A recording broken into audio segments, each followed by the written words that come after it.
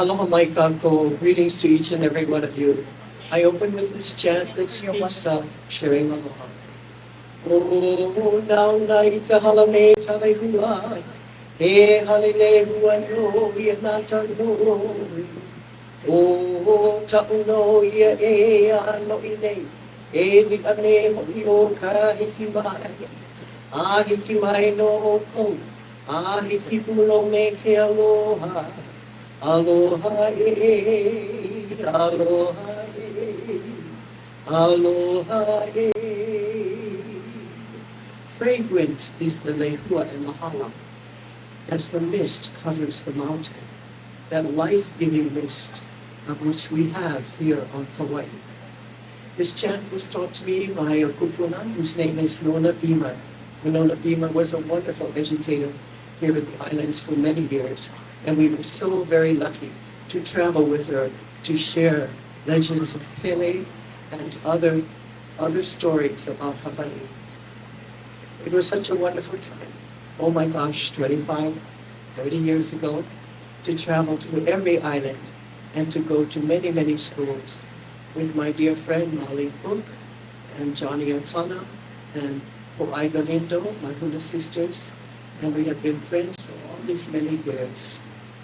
So, my dear hula sister, my spirit sister, Puna Dawson, has already shared many meanings of the word aloha with you. Alo means your face, but it also means your presence. I know that you have felt the presence of a friend, and the next thing you know, they're ringing your doorbell or calling you or sending you a text message. That's because their spirit comes. The ha, as she explained, is the breath of life.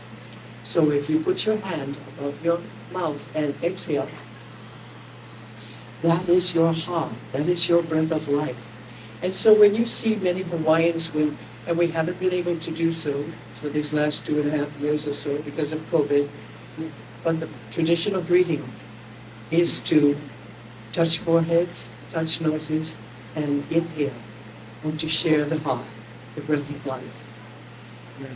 You can tell much from that. You can tell much from that, the aloha. The meanings that she has already shared with you too, the meaning of aloha meaning love, or affection, or kindness. Aloha means hello. Aloha means goodbye. It is that same sharing. I also wanted to talk about aloha kikahi kikahi, which means love for one another. You may see someone who's a stranger, but you feel something with them. You feel something. You feel their spirit. But there's another element here that I'm going to talk about and expand on, and that is aloha aina. That is love for the land, love for the place that feeds you. Aina means that which feeds you. And we are so very blessed here on Kauai to have the land, to have the water, and as Puna explained, vai in Hawaiian means wealth. Vai means an abundance of wealth. So we do not measure our wealth by how much money we have in the bank. We measure our wealth by how many people we can feed, how many people we can take care of, how many people we can share with. That is a big difference between Hawaiian culture and Western culture. It matters who you can feed. Yes.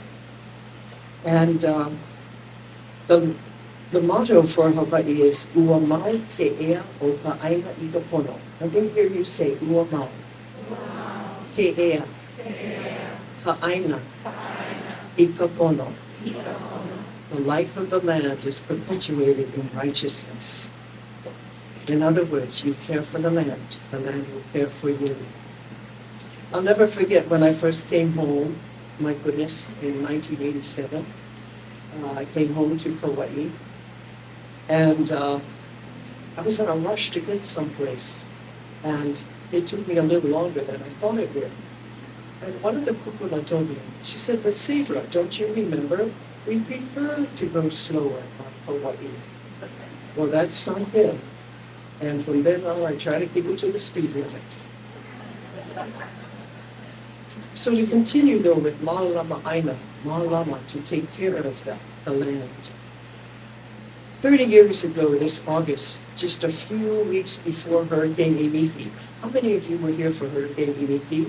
Ooh, you survived, you survived, you survived. It was a harrowing experience, and I never wish to repeat it.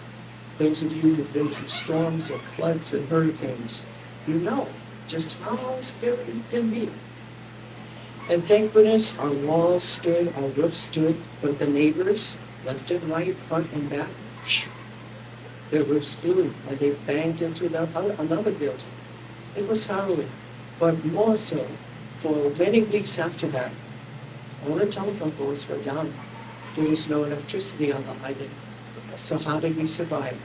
Well, we ate like kings and queens the first few days because everything in the freezer was, ready to cook and ready to eat and ready to share. But then after that, we went on rations. But those friends, what I missed the most was cold, clear, potable running water, because without the electricity, there were no pumps to bring in through the water, the potable water. The Marines came and set up a reverse osmosis system down here, and we would go down and fill up our jugs of water. It tasted a little bit funny, but it was potable. It was drinkable, and that's the most important thing. But after that, and I challenge my students, every one of them, to know, do you have a friend who lives on a spring? Take care of that friend. Yes, go to their house and pull weeds. Do what you need to do. But malama that friend, because should we lose electricity, should we have a hurricane again, you will know where you can get drinking water. And so, those friends, that's where I get my blessing water, from their springs. And it's delicious water. But I also, I'm challenging you to find a place on wherever in the world that you love to take care of. And for me, that place is on the Nepali coast. It's called Nualolokai. Nualolokai is a village site on the Nepali coast. And it is, I was beginning to tell you the story. Just a few days before Hurricane Iniki, I was invited to participate in a reinterment of ancestral remains. These ancestral remains had been taken away from the island and stored, I think it was in a museum. But there was some national legislation that went into effect.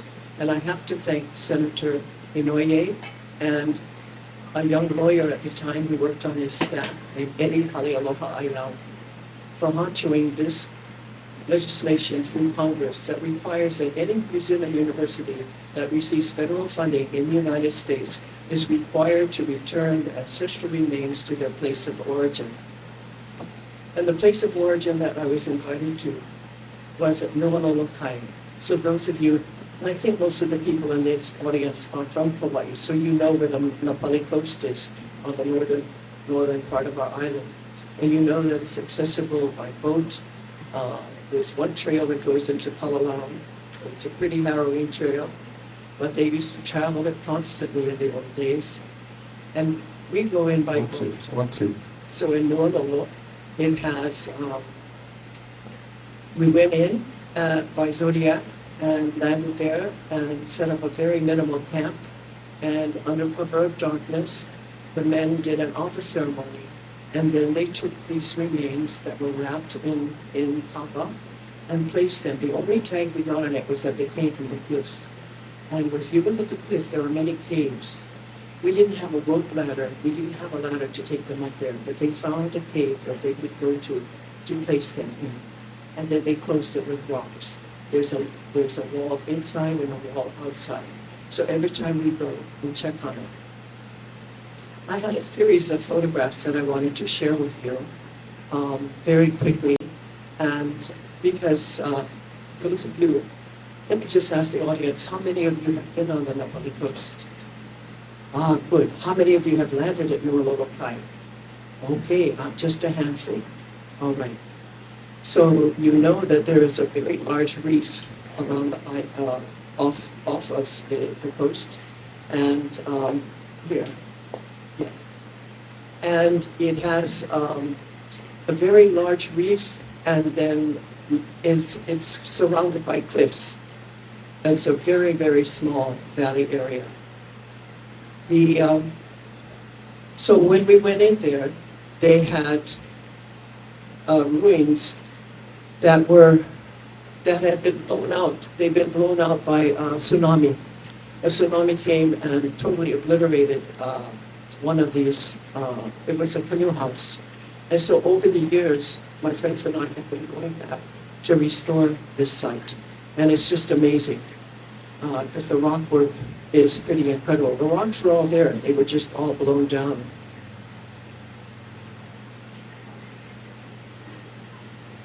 Okay. So one of my friends on that first trip told me, "Oh, Sabra, this place is so beautiful. Somebody needs to take care of it." And I said, "Good grief," I'm thinking to myself, "Don't look at me. I don't have the time to come in here and pull weeds and stack rocks." But that's what we've done over the years. And not alone, believe me. I bring in all these young people too. So after we restored the site, we held a blessing. And these young men came in and did the office ceremony. And the very first person that we honored was Uncle Patty Malama. Uncle Patty is a descendant of the original inhabitants of this valley. And he was a fisherman, and he was a caterer. Oh, the best Hawaiian food ever. And he was served the very first cup of lava at this restored site.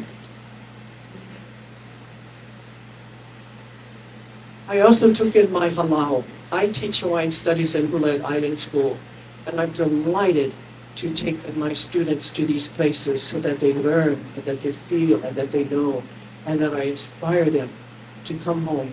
Go get your educations. Do all the best that you can do. Come home and be of service. So they danced. They danced and they danced and they danced. And I taught them the hula of this place. The name of my halau is Napua o Kamaile, the flowers, as in the children of Kamaile. Kamaile is the tallest peak in Nuololo. It's also the name of a chiefess who lived there. And of course, those strong young people who carry all those rocks and put them in place. And one of the stories is because we had a mentor who came in to teach them. He said, if you can stand on that wall and dance hula and it does not move, then you have done well. They stacked these up 3 feet tall. They stood on it, it moved. They were heartbroken. The next time they came in, they took it down to the base and put it up again, stood on it, danced hula, and it was solid. So the last photo, actually, if I have time, this is one of the teams that was there for that's solid, when it was solid.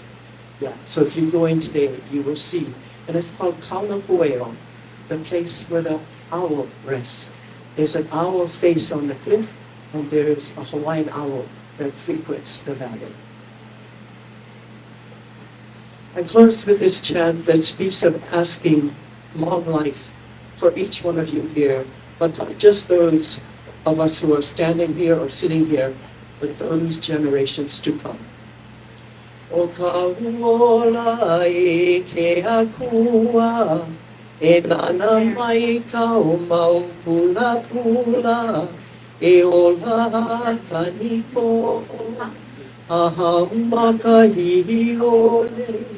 A palala ohala, a kauika pua ane ane.